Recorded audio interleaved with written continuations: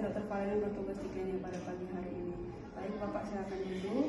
Pak, di sini kita akan melakukan pemeriksaan rinoskopi bagi diri Bapak untuk melihat apakah terdapat kelainan atau gangguan pada penghidup Bapak. Nah, di sini mungkin pemeriksaannya sedikit kurang nyaman. Apakah Bapak bersedia?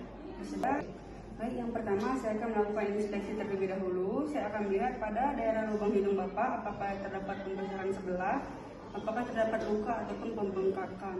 Nah, selanjutnya saya akan melakukan palpasi dengan tujuan untuk melihat apakah ada nyeri pada pertama daerah dahi Bapak, yaitu sinus frontalis, sinus sphenoid, ethmoid, dan di daerah pipi ada sinus maxillaris. Selanjutnya saya akan memasangkan headlamp dan saya akan memastikan bahwasanya cahaya sesuai dengan arah. Selanjutnya saya akan mengambil spekulum. Saya akan memasukkannya ke bagian hidung Bapak terlebih dahulu dengan dari luar tertutup, lalu saya akan membuka perlahan-lahan di dalam, lalu saya akan memfiksasinya di ujung hidung Bapak. Nah, di sini saya akan melihat apakah septumnya terdapat deviasi septum atau tidak. Selanjutnya saya akan melihat bagian vestibulum, lalu saya akan melihat kafum nasi bawah, saya akan melihat konka inferior atau meatus inferior, saya akan melihat konka inferior apakah terdapat hypertrofi atau hyperemesis pada konka. Selanjutnya saya akan melihat pada kafum nasi atas, saya akan melihat meatus media dan konka media. Lalu saya akan melihat pada septum apakah terdapat deviasi septum. Selanjutnya saya akan mengambil tang spatel dan saya akan memasukkannya ke mulut Bapak. Izin ya Pak, saya akan memasukkannya dan saya akan menekan 2/3 anterior lidah dengan tang spatel ini.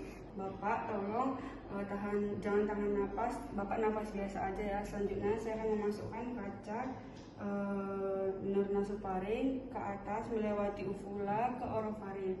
Lalu saya akan melihat septum nasi posterior. Lalu saya akan membuat kaca ke lateral. Di situ kita bisa melihat konka inferior, konka media, konka superior, meatus inferior dan meatus media. Lalu ke lateral lagi, di situ kita bisa melihat tuba, torius, dan fossa Rosenmuller. Selanjutnya saya akan menarik kaca minor dan saya akan menarik lagi tang spatel. Pemeriksaan rinoskopi anterior dan posterior telah selesai. Selanjutnya kita akan melakukan pemeriksaan pada pengecap Bapak. Baik Bapak, selanjutnya kita akan melakukan pemeriksaan rinoskopi posterior. Saya akan mengambil kaca minor nasofaring, lalu saya akan menghangatkannya di kaca busen yang berisi spiritus dengan tujuan untuk terjadinya uapan pada saat saya masukkan ke mulut Bapak. Selanjutnya setelah saya panaskan, saya akan membandingkan suhunya agar tidak terlalu panas di punggung tangan saya. Selanjutnya saya akan mengambil tang spatel, lalu saya akan memasukkannya ke mulut Bapak. Izin ya Pak, saya akan menekan. Oke, baik, selamat siang Pak. Selanjutnya kita akan melakukan pemeriksaan pada pengecap Bapak. Kita akan melakukan pemeriksaan pada rongga mulut Bapak, kemudian pada faring dan laryngoscopy. Nah, di sini pertama-tama akan pemeriksaan akan terasa tidak nyaman ya Pak. Apakah Bapak bersedia? Setelah saya akan menggunakan headlamp, kemudian saya akan memastikan cahayanya mengarah kepada rongga mulut Bapak. Kemudian saya akan menginspeksi bagian eksternal dari rongga mulut Bapak, apakah ada stomatitis. Saya akan melihat pada bagian bibir Bapak ada stomatitis, kemudian mukosa rongga mulut. Kemudian saya akan memasukkan tang spatula. Bapak mohon untuk julurkan lidah. Kemudian saya akan melihat bagian lidah Bapak apakah ada kotor-kotor seperti putih, indikasi tifoid dan lain-lain. Kemudian atau indikasi jamur.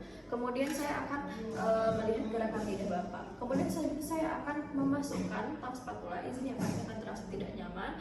Nah, tang spatula ini saya juga gunanya untuk mengecek toleransi vagal pada pasien. Nah, saya akan memasukkan dengan menekan 2/3 anterior lidah. Kemudian saya akan mengecek mengevaluasi pada bagian lidah kembali, kemudian pada rongga mulut, kemudian saya akan di sini akan terlihat uvula, kemudian tonsil, kemudian mukosa bukal. Saya akan mengecek apakah adanya stomatitis atau hyperemis atau tanda-tanda pembengkakan yang abnormal. Kemudian saya akan mengecek pada gusi dan gigi. Kemudian selanjutnya saya akan mengeluarkan tang spatula. Kemudian saya akan mempalpasi rongga mulut pasien. Pada palpasi rongga mulut ini saya akan mempalpasikan apakah adanya tanda-tanda pembengkakan, tumor atau massa tumor dan kista dan lain-lainnya. Kita akan melakukan pemeriksaan laringoskopi. Di sini kita akan mengecek untuk laring Bapak ya Pak. Nah, pertama-tama saya akan menghangatkan kaca laring yang nanti akan digunakan dengan api bunsen atau api spiritus agar kacanya nanti tidak akan buram saat dimasukkan ke dalam rongga mulut. Kemudian saya akan memanaskan dengan api spiritus. Kemudian saya akan mengecek suhunya ke punggung tangan agar tidak memastikan agar saat masuk tidak terlalu panas dan di suhu yang tepat. Kemudian selanjutnya saya akan menggunakan headlamp. Kemudian selanjutnya saya akan menggunakan headlamp. Kemudian saya akan mensemprot anestesi dulu. Nah, silahkan Pak julurkan lidahnya. Ini saya menggunakan handscoon. Kemudian saya akan membalutkan dengan kain kasar. Kemudian setelah membalutkan dengan kain kasar, kemudian saya akan menarik lidah dengan hati-hati. Kemudian kemudian lidah kan ditarikkan hati-hati. Kemudian saya akan masukkan kaca laring dengan mengarahkan ke bawah, bersandar dengan uvula dan palatal molar. Kemudian di sini saya akan melihat pita suara, menilai pita suara. Kemudian kemudian saya akan meminta pasien untuk mengucapkan I agar menilai keadaan pita suara saat tertutup. Nah, kemudian saya akan menilai gerakan suara pita abduksi dan daerah subglotik dengan pasien inspirasi dalam. Baik Pak, pemeriksaan laringoskopi telah selesai.